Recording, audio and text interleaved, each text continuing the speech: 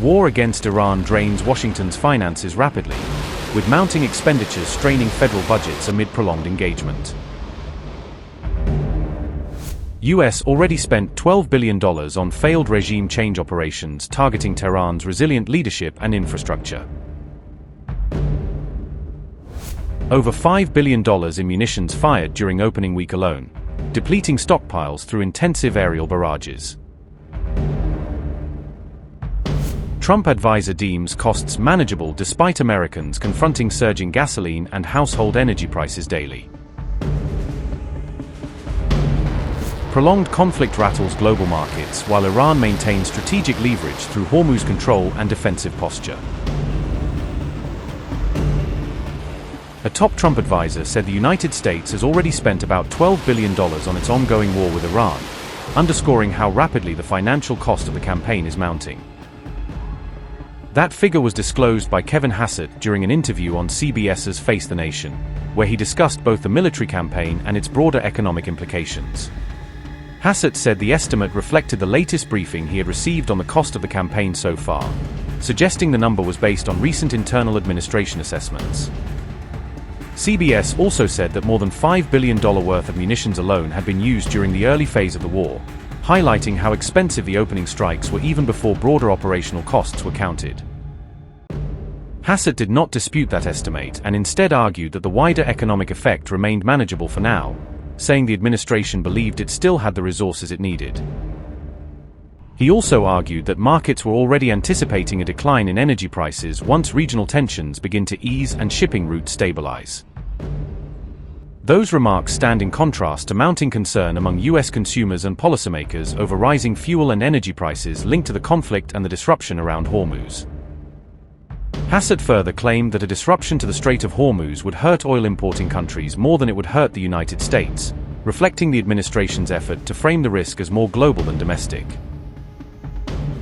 However, other officials have hinted that the military campaign could intensify rather than wind down, a prospect that would likely drive the overall cost of the war even higher.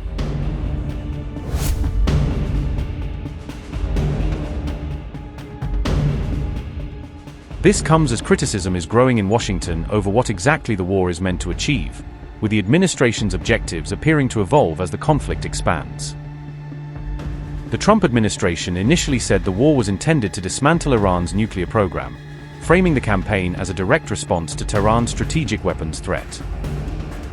But the stated aims later widened to include degrading Iran's missile capabilities and even threatening key elements of its oil infrastructure, indicating a broader and more aggressive strategy.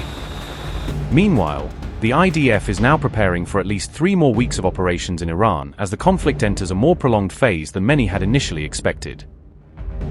Israel is reportedly planning further strikes on Iran's defense industry, even as Tehran insists that its main war arsenal and strategic capabilities remain largely intact. On March 15th, the IDF said it was finishing parts of its operation ahead of schedule, but also stressed that it still has thousands of additional targets inside Iran that could be hit. The IDF also said it has a blueprint for joint operations with the United States over the next 3 weeks, along with deeper contingency plans extending for another 3 weeks beyond that. Iran has strongly rejected claims that its military strength has been seriously degraded by the strikes carried out so far. Iran's elite IRGC force has said that its weapon stockpiles remain largely intact despite enemy attacks, and officials have insisted that more advanced systems have not yet been fully committed. IRGC spokesman Ali Mohammed Nini said Iran has fired around 700 missiles and 3,600 drones at Israeli and US targets since the war began, presenting the figures as proof of Tehran's sustained offensive capacity. Nini also said that most of the missiles used so far were older systems, while more advanced weapons remain in reserve for later phases of the conflict if needed. As far as I'm concerned, we've essentially defeated Iran. I guess they can have a little bit of fight back, but not much. Not much. We've taken out their air forces, we've taken out their navy, we've taken out their air defense, and there's no air defense whatsoever. We've taken out their leadership times 2, 4, 3, might be 3, find out soon. They want to negotiate badly. I don't think they're ready. Just from what I'm hearing, they want to negotiate badly, as they should.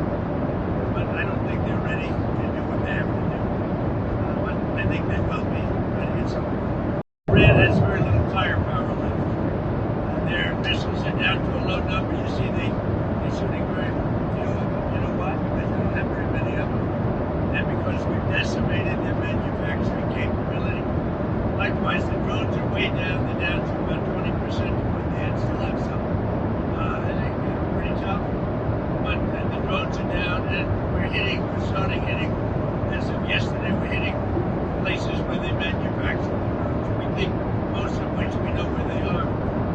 President, do you know if there any diplomatic talks going on between the U.S. and Iran as well? Yeah. We're talking to them. But I don't think they're ready. But they get pretty close. So I don't even know that we want to make a deal. Mr. President, you mentioned that Iran's But military they want to make has a deal been- badly.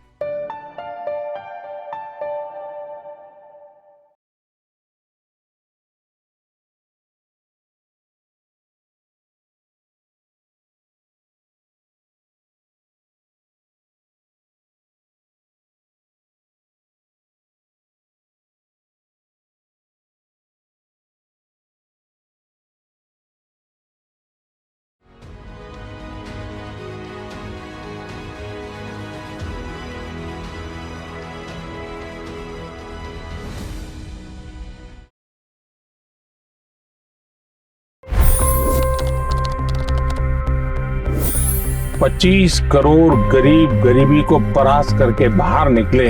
For the good of our nation, let's work together and let's truly make America great again. The fastest news breaks. Requested PM saying that we will have to speak to Putin and to Zelensky. The biggest newsmakers. The relationship with India is probably the most important bilateral relationship the U.S. will have for the rest of this century. The capital delivered quite an election result today. Expert analysis. The million-dollar question today is how to stop this dance of death. Ground reports. I'm standing at the crossroad of the Kumbh Mela. Behind me are more than 100 entry ghats. Long-form interviews. Exclusionary politics is reflected in Manipur case as well. You don't bother because this is a small state. Deep dive into burning issues. It's often said DRC could be the richest country in the whole world. It's because of what sits underneath. Why exactly did the US topple the Sheikh Hasina government?